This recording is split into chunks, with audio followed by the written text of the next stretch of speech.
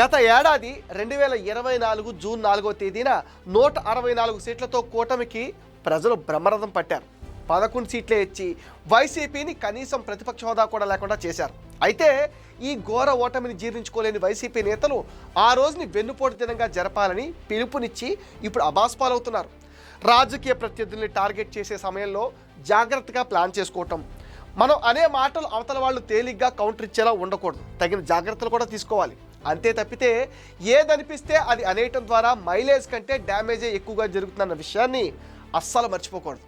కానీ ఇవేం పట్టనట్టుగా వైసీపీ నేతలు ఇష్టం వచ్చినట్టుగా వ్యవహరిస్తున్నారు. జూన్ 4వ తేదీని వెన్నుపోటు దినోత్సవంగా జరుపుతామన్న వైసీపీ నేతల తీరుపైన ప్రజలు ఇప్పుడు మండిపడుతున్నారు.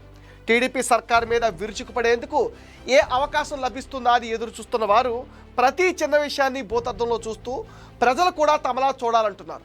దీనిపైన తెలుగు తమ్ముళ్ళు రియాక్ట్ అవుతున్నారు. మిగిలిన వాళ్ళ సంగతి ఎలా ఉన్నా తెలుగుదేశం పార్టీ అధికార ప్రతినిధి కావలి గ్రీష్మ ఇచ్చిన కౌంటర్ అందరినీ ఆకర్షిస్తోంది.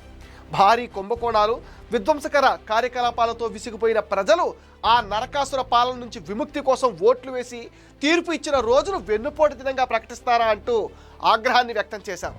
ప్రజలు చీకొట్టి అధికారాన్ని వెనక్కి తీసుకున్న తర్వాత కూడా ఈ తరహా వ్యాఖ్యలు ఎలా చేస్తారో అని ఆమె మండిపడుతున్నారు.